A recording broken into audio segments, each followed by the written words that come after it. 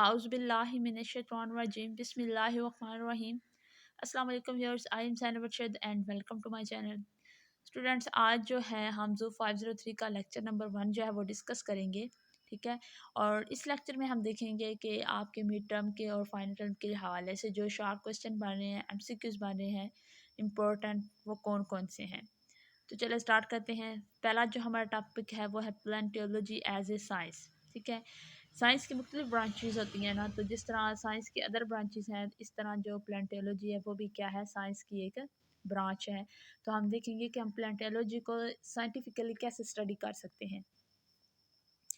तो इसके लिए सबसे पहले हमने देखना है कि प्लांटोलॉजी इन द मॉडर्न वर्ल्ड में किस तरह प्लांटोलॉजी है वो थ्रो आउट हो जा रही है और किस तरह हम इसको स्टडी कर रहे हैं।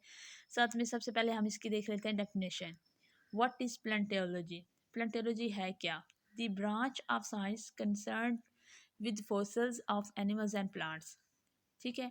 द स्टडी ऑफ फॉसिल्स, ठीक है। हम क्या कहते हैं, बेसिकली प्लांटोलॉजी का मतलब है स्टडी ऑफ फॉसिल्स।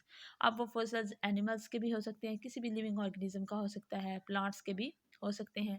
तो वो ब्रांच साइंस की जो कि हमें जो ओल्ड एनिमल्स हैं और प्लांट्स हैं, जो कि जिनकी बाकियात बच चुकी हैं, और उनकी बाकियात से हम उन एनिमल्स और प्लांट्स को स्टडी करते हैं, उसे हम कहते हैं प्लांटोलॉजी। सही है।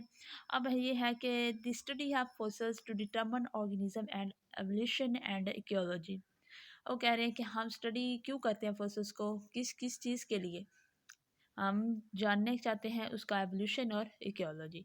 यानी कि जो फोसल्स हैं, जिस ऑर्गेनिजम्स के फोसल्स हैं, ठीक है, उस ऑर्गेनिज्म का क्या एवोल्यूशन क्या था, ओरिजिन क्या थी, बर्थ कैसे हुई, ठीक है, फिर डेथ कैसे हुई, और बर्थ और डेथ के दरमियान जो उनकी ओवरऑल लाइफ साइकिल था उसमें कौन कौन सी चेंजेस आई, एवोल्यूशनरी उनके अंदर किस तरह एवोल्यूशन चेंजेस आई और उनकी नेक्स्ट जनरेशन पैदा हुई या फिर वो एक्सटेंट हुई। इसी तरह हम जो दूसरा स्टेप है वो पढ़ते हैं इकोलॉजी। इकोलॉजी का मतलब है कि किसी खास रीजन में जो भी वो फसल्स वगैरह जिन ऑर्गेनिजम्स के हमें दरियाफ्त हुए हैं, वो ऑर्गेनिज्म जिस एरिया में रहते थे वहाँ का इन्वायरमेंटल कंडीशंस क्या थी, ठीक है, वहाँ की इकोलॉजी क्या थी, इन्वायरमेंट क्या था, इकोसिस्टम क्या था, और मौसमियाती तब्दीलियाँ कैसे आई, और वो इकोसिस्टम जो भी उसमें मौसमियाती, ठीक है, और ज़मीनी जो भी तब्दीलियाँ आई वो किस तरह एनिमल्स की लाइफ पे आकर जो है उनको चेंज कर रही थी और उसके ऊपर इफेक्ट कर रही थी। तो ये दो चीज़ें हम बेसिकली इसमें पढ़ते हैं। आगे हम देखते हैं कि फोर्सेस को हम स्टडी क्यों करते हैं, किस लिए करते हैं, वो भी हम जानेंगे। लेकिन बेसिकली जो है ये यहाँ पे डेफिनेशन थी, ये आपने याद कर लेनी है। नेक्स्ट है कि व्हाट इज़ प्लेंटोलॉजी में, ये हमने अब देखना है कि प्लेंटोलॉजी का जो वर्ड है इसका बेसिकली मतलब क्या है। अच्छा, ये कहाँ से ओरिजिनेट हुआ है और कैसे इसका नाम रखा गया है। ओरिजिनेट, प्लेंटोलॉजी कहाँ से ओरिजिनेट हुआ है? Originate from Greek पेलियोस। पेलियोस का मतलब होता है ओल्ड, पुरानी चीज़, जो बहुत ही पुरानी हो, ठीक है। बहुत ही ज़्यादा पुरानी चीज़ को हम पेलियोस कहते हैं। और अंटोस का मतलब होता है क्रिएचर। क्रिएचर का मतलब क्या होता है? कोई भी मखलूक, ठीक है। मखलूक वो जानवर हो सकते हैं, प्लांट्स हो सकते हैं, ठीक है, ह्यूमन हो सकते हैं। तो ये इस तरह इसका नाम रखा गया क्योंकि हम ओल्ड जो क्रिएचर्स हैं, लिविंग ऑर्गेनिजम्स हैं, उनकी स्टडी करते हैं इसमें, तो इसलिए प्लांटोलॉजी का नाम इस तरह पड़ा। और इस तरह ये आपने यहाँ से एमसीक्यूज भी याद कर लेना है, ठीक है, कि ये कहाँ से किस ज़ुबान का लफ्ज़ है, ग्रीक का, और ओल्ड का पेलेओस का मतलब क्या है, और ऑन्टोस का मतलब क्या है। आगे है लोगोस, स्टडी ऑफ, ठीक है, किसी चीज़ को भी स्टडी करना उसका मतलब होता है लोगोस। यानी हम क्या करते हैं, ओल्ड क्रिएचर को, ठीक है, उनकी बाकियात को, उनकी लाइफस्टाइल जानने के लिए, उनके इकोलॉजी जानने के लिए, ठीक है, एवोल्यूशन जानने के लिए हम क्या करते हैं, उनको स्टडी करते हैं। इसे कहते हैं प्लांटियोलॉजी। प्लांटियोलॉजी का आगे नेक्स्ट फीचर क्या है? Lies on the border between biology and geology.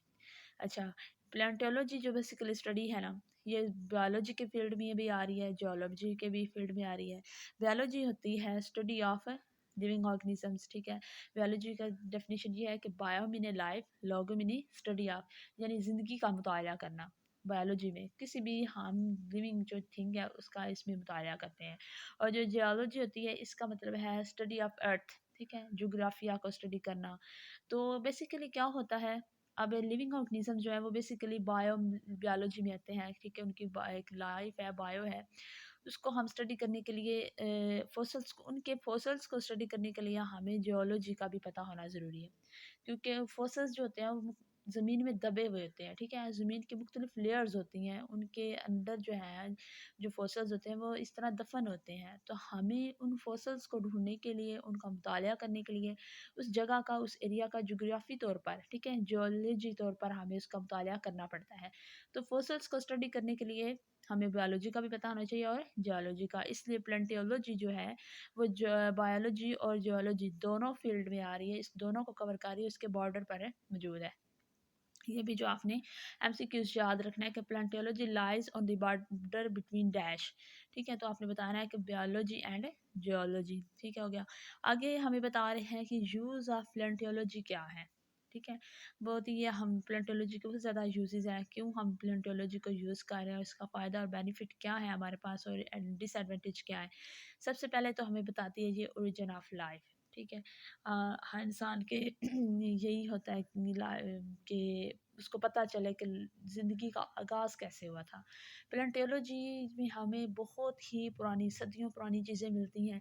उन सदियों पुरानी चीज़ों से हमें पता चलता है कि ज़िंदगी का आगाज़ कितना अरसा या कितने बरस या कितने जो है सदियों पहले हुआ था। तो ये बेसिकली हमें लाइफ़ का ओरिजिन बताती है, स्टार्ट बताती है, ठीक है? तो मुख्तलिफ़ चीज़ें मिली हमें फ़ॉसिल से जो हमें बताती हैं कि ज़मीन पर ज़िंदगी का किस एरा में, किस दौर में, किस तरह आगाज़ हुआ।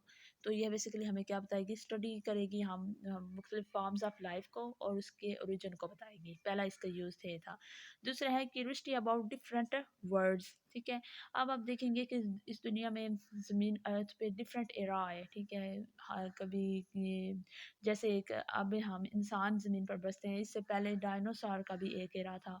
तो इस वो डिफरेंट एक वर्ड थी। अब जो दुनिया में डायनासोर नहीं है, डायनासोर के अलावा डिफरेंट एनिमल्स हैं, हम इंसान हैं, ये डिफरेंट वर्ड है।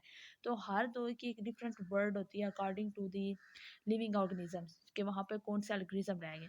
तो जो फोसल्स होते हैं वो हमें उससे हमें तजस्सुस पैदा होता है कि हम मुख्तलिफ जो वर्ड है वो किस तरह की थी, ठीक है?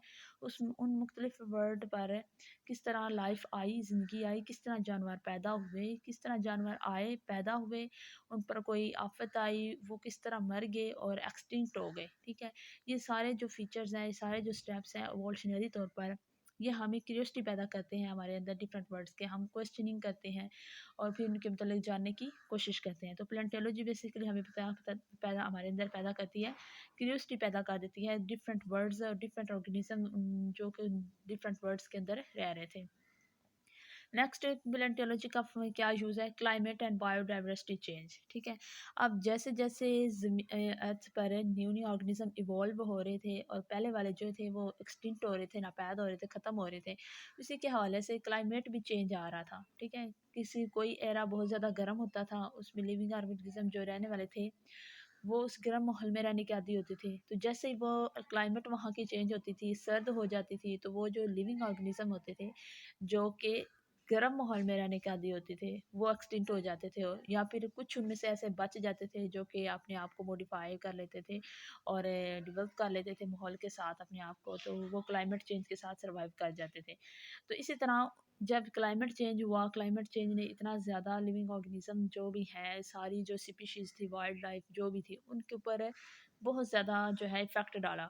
तो उनकी जो बायोडाइवर्सिटी थी वो चेंज हो गई, ठीक है? न्यू न्यू स्पीशीज़ जो है वो डेवलप हुई और ओल्ड जो थी वो एक्सटिंक्ट होती गई। तो ये हमें इन्वायरमेंटल में मौसमियाती तब्दीलियों के मतलब बताता है प्लांटोलॉजी के। उस खास कोई भी हम फोसिल्स देते हैं, उसको स्टडी करते हैं, तो हमें पता चलता है कि जिस ज़माने में ये फोसिल्स बना था या जो जानवर रहते थे, ठीक है? उस ज़माने में क्लाइमेट क्या होगी, आया कि गर्मी होगी, सर्दी होगी, हवाएँ, तूफ़ान, सैलाब, क्या वहाँ पे सिचुएशन होती थी।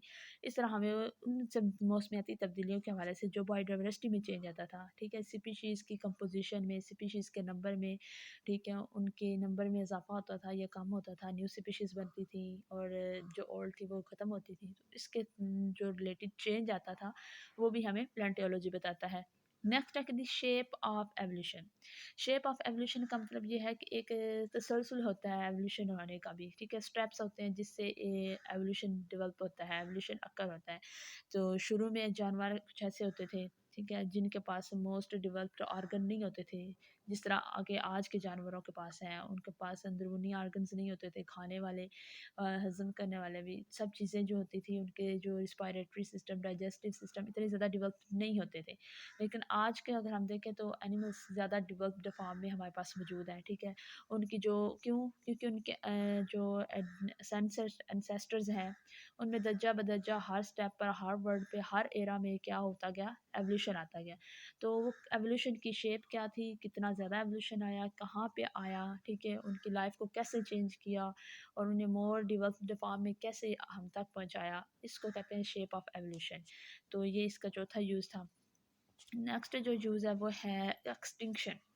मोस्ट इम्पॉर्टेंट, प्लांटियोलॉजी हमें बताती है कि एक्सटिंक्शन बहुत एक ज़रूरी अमल है और नॉर्मल भी है, ठीक है। एक्सटिंक्शन जो है, जो भी ज़िंदा चीज़ है जो आज ज़िंदा है, जिसके अंदर जान है, वो एक्सटिंक्ट एक दिन ज़रूर होगी, ठीक है। तो ये बताती है कि जो किसी भी हमें ख़ास स्पीशीज़ के जब फॉसल्स मिलते हैं तो हमें बताता है कि ये ख़ास जो जानवर है जिसके ये फॉसल्स है, वो किस एरा में किस वजह से एक्सटिंक्ट हुआ था, क्या रीज़न थी, ठीक है, माहौलियाती तब्दीलियों की वजह से हुई थी या कोई इनके वो जानवर शिकार किए गए थे किसी और जानवर से, या कोई उनके ऊपर आफत आई थी जिसकी वजह से वो एक्सटिंक्ट हो गए थे। तो वो ये ढेर सारी रीज़न्स हमें पता चलती हैं और बहुत ज़्यादा हमें ये इसका नॉलेज मिलता है कि एक्सटिंक्शन जो है ये एक नॉर्मल प्रोसेस है और वो होता है।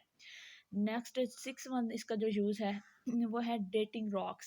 डेटिंग का मतलब होता है डेट, तारीख, रॉक्स यानी कि पत्थरों की उम्रें मालूम करना, ठीक है। मुख्तलिफ हमारे पास बड़ी बड़ी चोटियाँ हैं, मुख्तलिफ पत्थर हमें दरियाफ्त होते हैं प्लांटियोलॉजी के फील्ड में जब हम ज़मीन की जोग्राफियाली तौर पर स्टडी करते हैं, जोग्राफिया स्टडी करते हैं और अर्थ को खोदते हैं तो हम मुख्तलिफ रॉक्स मिलती हैं। तो उन रॉक्स के हम देखना चाहते हैं कि वो वाली पत्थर और रॉक्स कितने पुराने हैं, ठीक है। तो उन रॉक्स के साथ कुछ फॉसल्स भी मिल जाते हैं, तो हमें पता चल जाते हैं कि जिस ज़माने में ये फॉसल्स पाए जाते थे, ये रॉक्स भी उसी ज़माने के हैं। तो हम क्या कर सकते हैं, मुख्तलिफ जो पत्थर होते हैं उनकी कीमतें कह रही हूँ सॉरी, उम्रें मालूम कर सकते हैं, एज का पता चल सकता है हमें, ठीक है। पता चलता है कि कौन सी रॉक कितनी पुरानी है और कितनी ये है इम्पोर्टेंट है जो है हमारे जोग्राफिक तौर पर।